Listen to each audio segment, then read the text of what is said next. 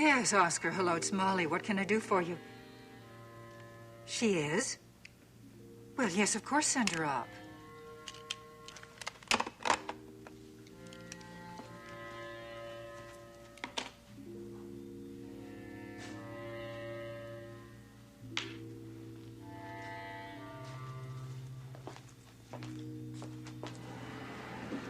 Hello, Molly. Emily, I didn't expect you tonight. Where's April?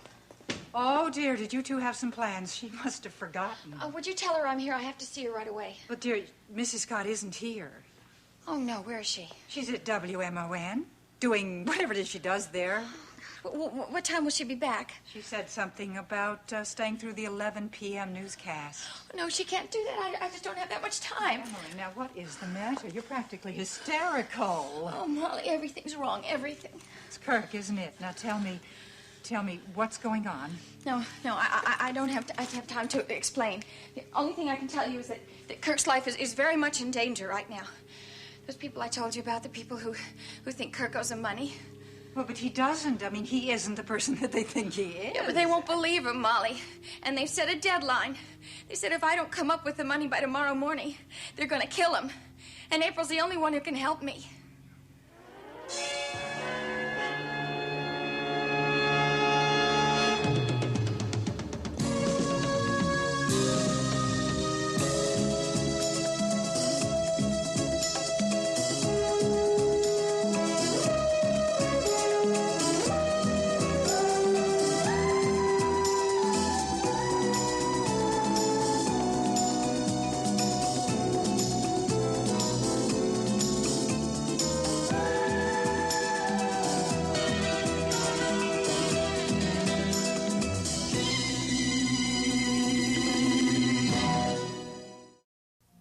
Oh, Emily, this is just horrible. How did you know this? Did they get in touch with you again? No, they took me to him, Molly. They're holding him. No, I can't tell you.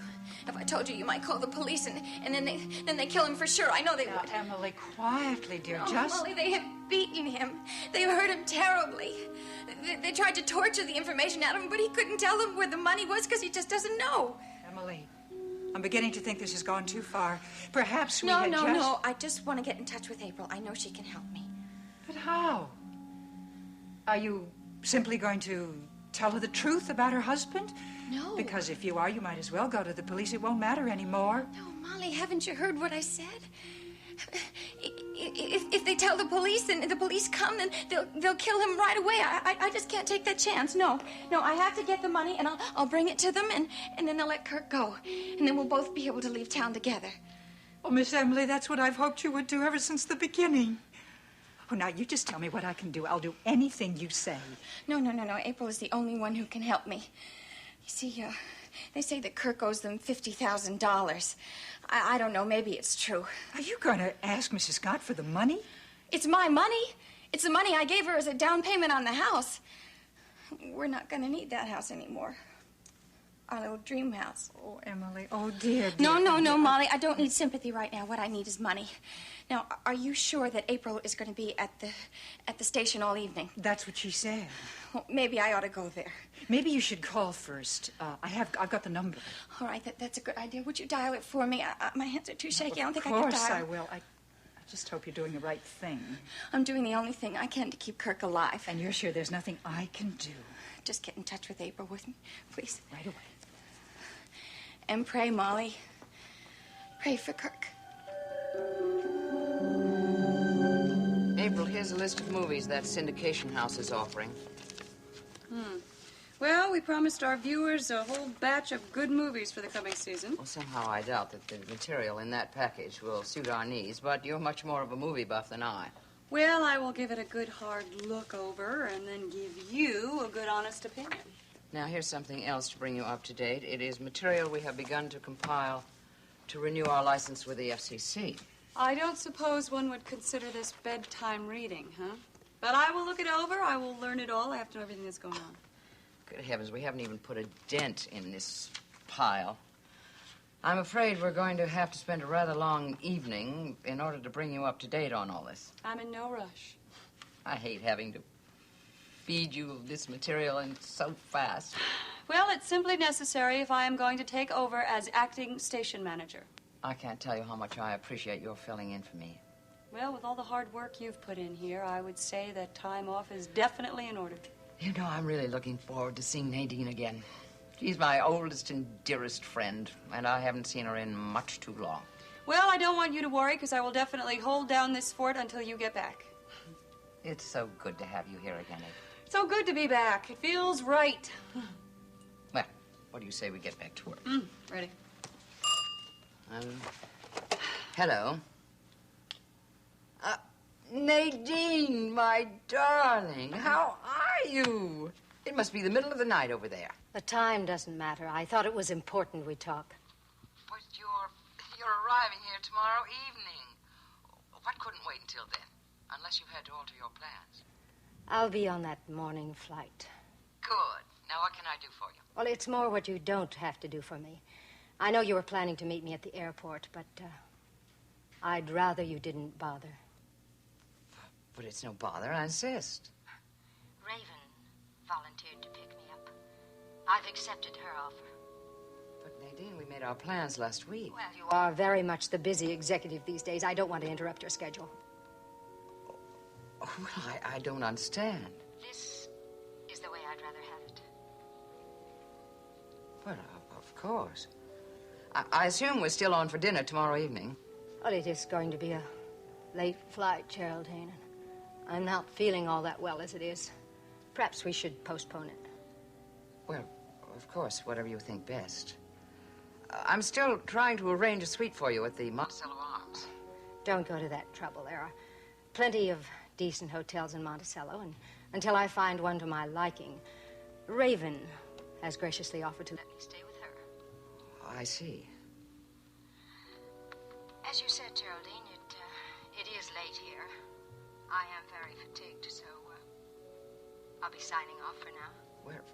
Well, be sure to call me when you land. I'll want to know that you've landed safely. I have your number. Have a good flight.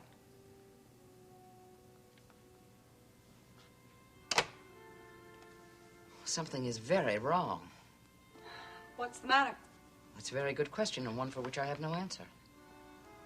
That was the strangest phone call. Are you upset? I am. For some inexplicable reason, my dearest friend doesn't sound very friendly at all. Well, maybe she's tired. It must be very late over there. Or she could be anxious about the trip. Or she might very well be anxious about her own medical condition. Plausible explanations, I suppose, but none that would justify a very drastic change in her plans.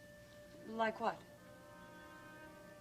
Apparently, while Nadine is here, she's going to be seeing a great deal of Raven.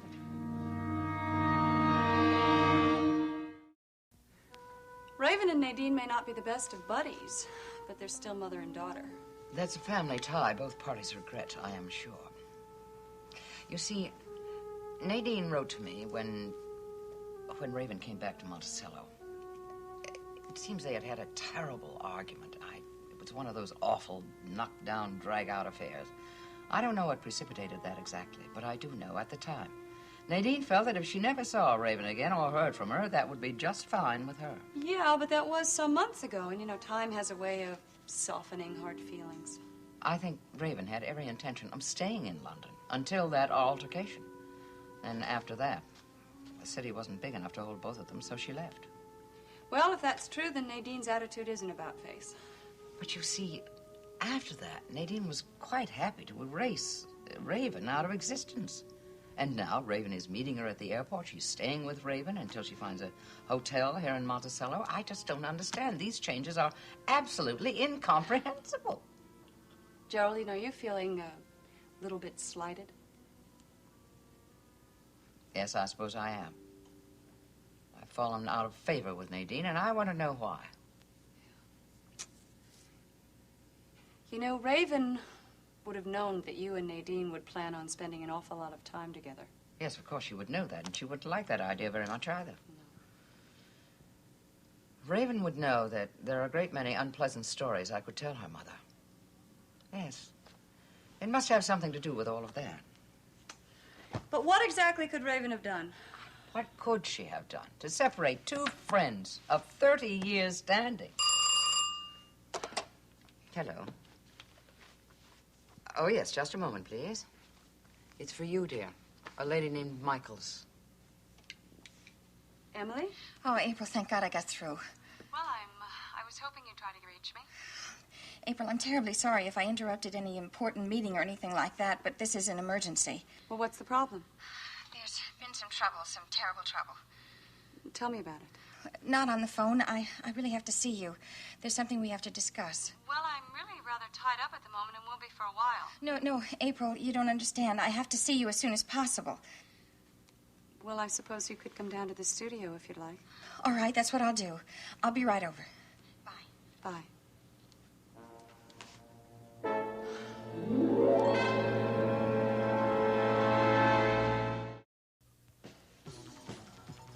Talk about a sight for sore eyes. There's actually a respectable crowd out there. And there's a line at the bar. If business keeps up, I'm going to charge a cover. I'm back.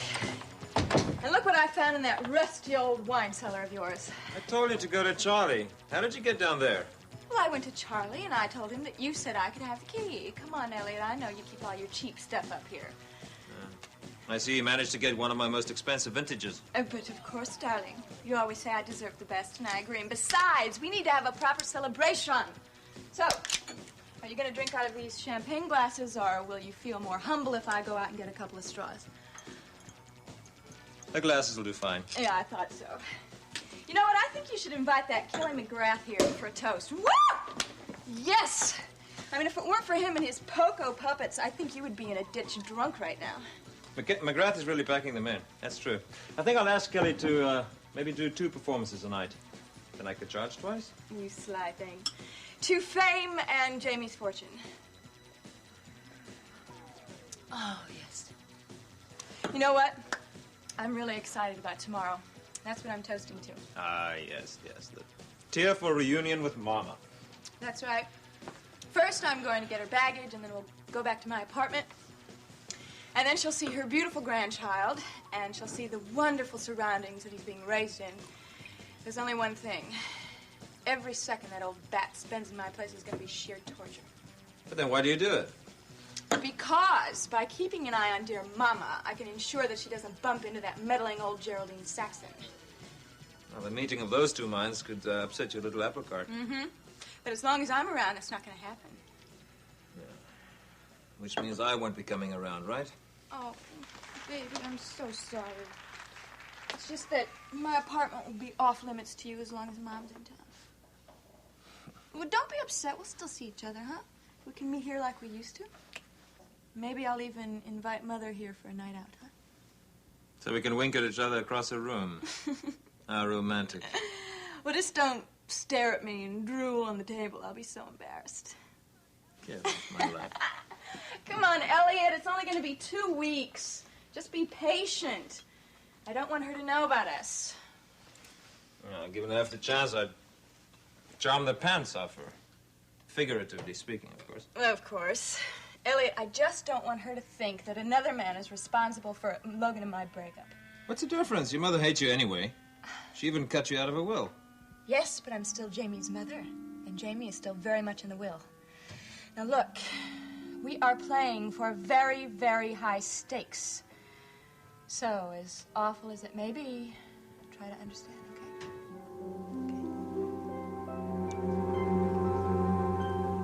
okay? Well, you've been a great audience, and I want to thank you. If you enjoyed the Poco puppets, I want you to tell your friends. If you didn't, tell them to come down to the Unicorn Disco anyway and have a good time. So I'm going to go put on the dance music and the lights and have a great evening. Thank you. Thank you. Thank you. Music, lights, and action, right? Right. Okay.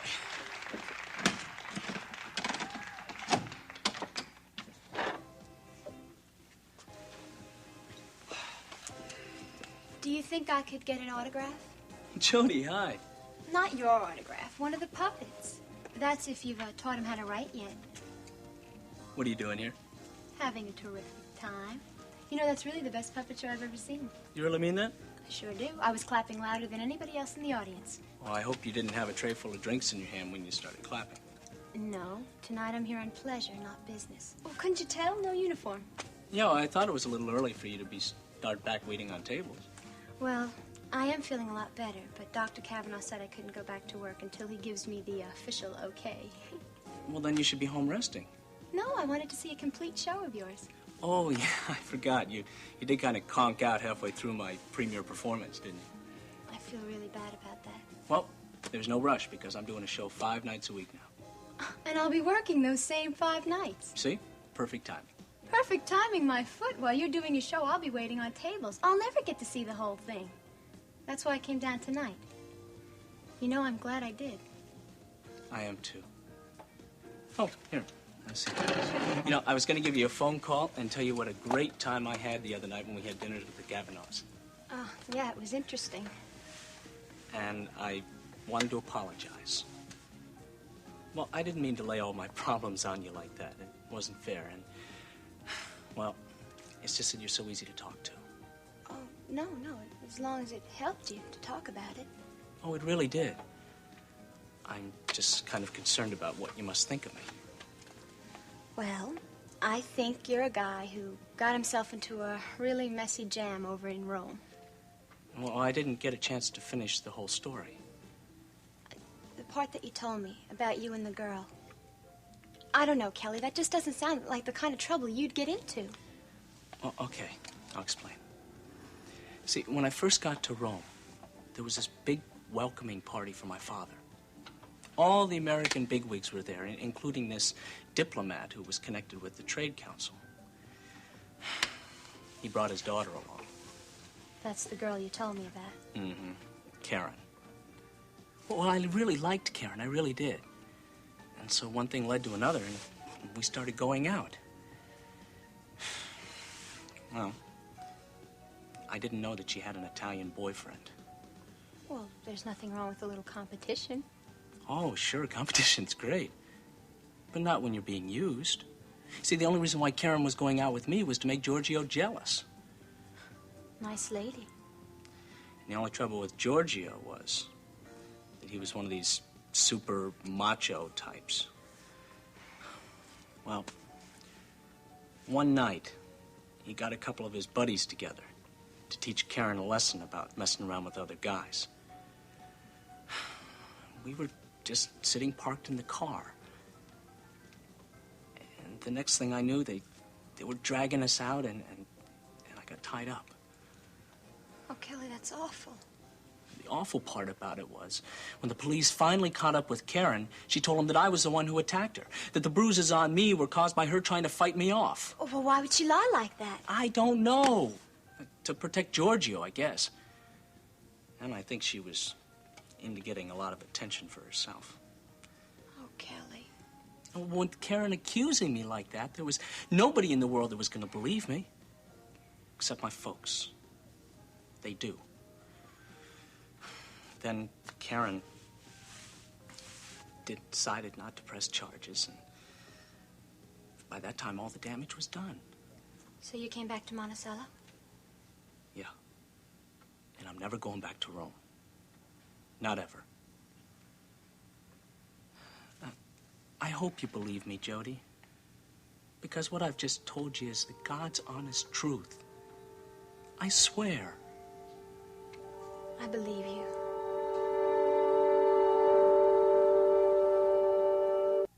I'm so glad to meet you, Mrs. Michaels. I've heard such nice things about you from April. It's very nice to meet you, too. Honestly, April, I never would have barged in on you if this wasn't so important. Well, what is it? Well, it's kind of personal. Well, I think that's my cue to find something to do elsewhere. I'm sorry if I'm inconveniencing you. Oh, no, not at all. A woman's work is never done around this place, especially if she's the station manager. I'll be in the studio, April, if you should need me. Thank you. Well, what's wrong, Emily? You're trembling. April, we've become pretty good friends, haven't we? I had thought so. I have to ask you a very, very big favor, and I wish there were a choice, but Why don't you just tell me what it is? The money I gave you is a down payment on the house. What about it? I have to have it back. You can't be serious. No. Something's happened. Kirk and I have to leave Monticello right away. It's all the money we have in the world. Emily, I've been No, meaning to please, talk... April. I have to have the $50,000 back, and I have to have it by tomorrow morning. It's a matter of life and death. Please try to understand. Emily, I don't understand anything. Then I'll try to explain it to you. But please, don't say a word to anyone, all right?